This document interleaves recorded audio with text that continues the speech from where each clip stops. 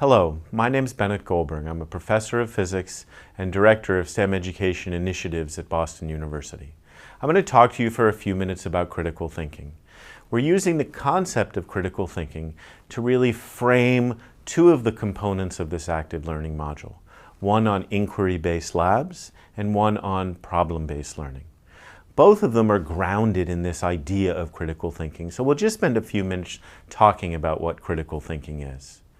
Critical thinking has been defined in 1987 by the National Council on Excellence in Critical Thinking as intellectually disciplined process of actively and skillfully conceptualizing, applying, analyzing, synthesizing, and/or evaluating information gathered from or generated by observation, experience, reflection, reasoning, or communication, all as a guide to belief and action. That's a long, complex definition of critical thinking, and we'll spend a few moments a little bit later on breaking it down. Critical thinking entails examination of structures. It entails examination of those structures or elements of thought implicit in so many elements of reasoning. It means, what is the purpose? What problems are we trying to solve? We address issues about what is the question? What are the assumptions that we make? How do we form research questions? What are our conceptual basis? What's our frame of reference? Critical thinking must incorporate all of that knowledge. We have to think about our empirical grounding. What evidence are we collecting? How are we thinking about that being generated?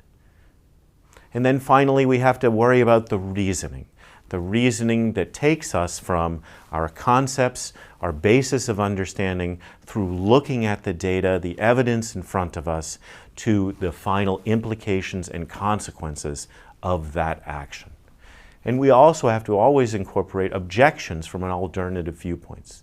All of that creates a synthesis, if you will, based on our concepts and principles, the evidence and empirical basis, the reasoning, all the way to the conclusions that can affect actions and future predictions.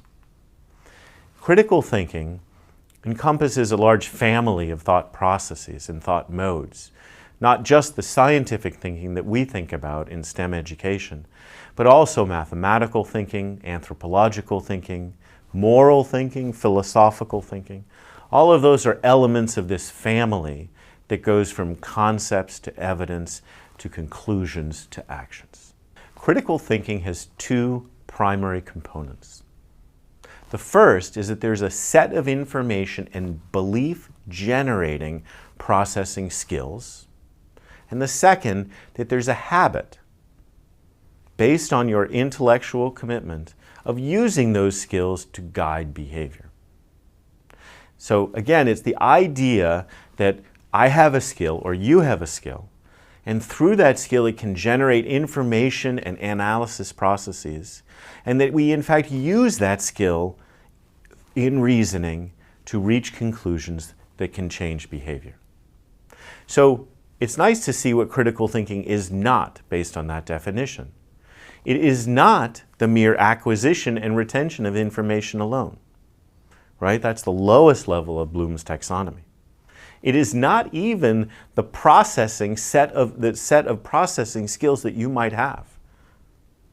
And it is not even the use of those skills if you don't accept the results.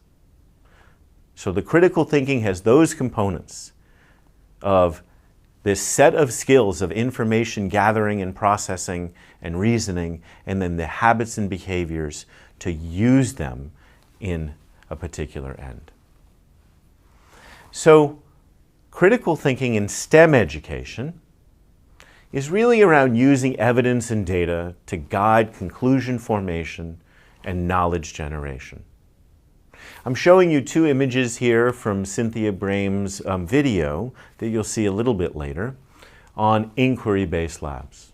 These are students engaged in the process of scientific inquiry in an astronomy lab.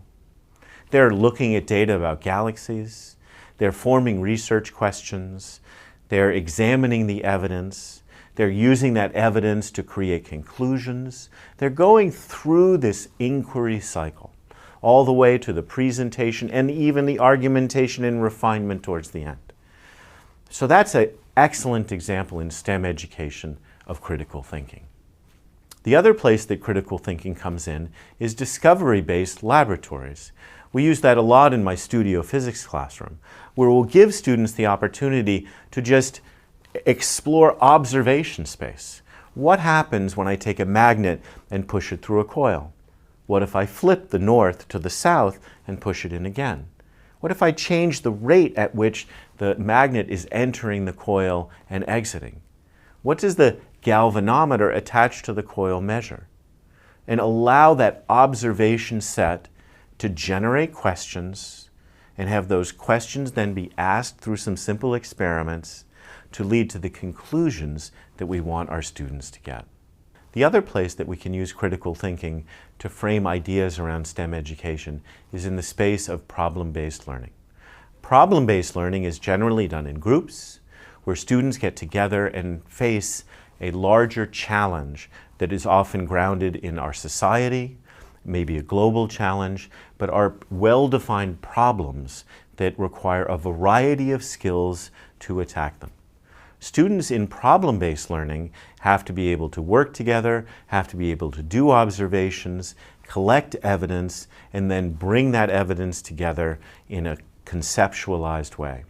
And so problem-based learning is another space that's a good example of critical thinking in STEM education classrooms.